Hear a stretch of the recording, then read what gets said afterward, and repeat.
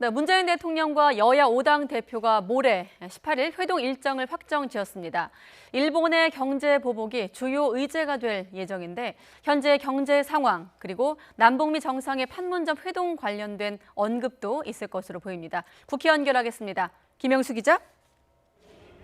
네, 국회입니다. 네, 형식과 내용 모두 궁금한 자리. 여야가 합의된 내용 전해주시죠.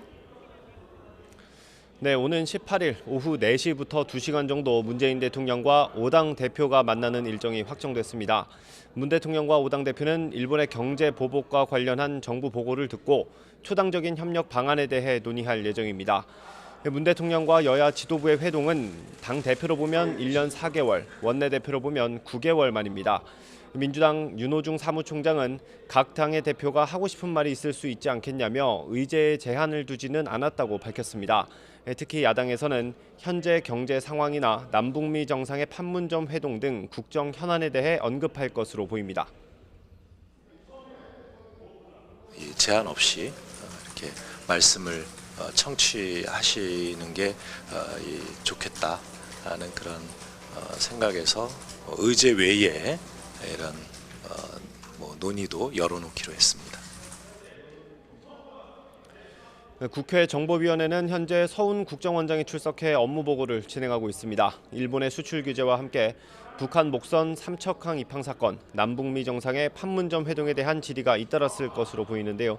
정보위 회의 결과는 회의를 마친 뒤에 여야 간사와 위원장이 협의해 발표할 예정입니다.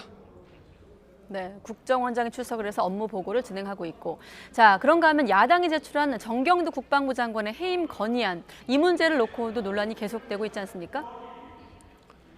네, 그렇습니다. 정경두 국방부 장관의 해임 건의안을 둘러싸고 원내 지도부 간의 신경전이 계속 이어지고 있는데요. 오늘 당사자인 정경두 장관이 국회 법사위 전체 회의에 출석했습니다. 북한 목선의 삼척항 입항과 해군 이함대 허위 자수 논란에 대해 정 장관은 장관으로서 송구스럽게 생각하고 책임을 통감하고 있다고 거듭 밝혔습니다. 이에 대해 한국당 김진태 의원은 평생을 군에 바친 명예를 살리기 위해서라도 모든 책임을 지고 스스로 물러나야 한다고 지적했습니다.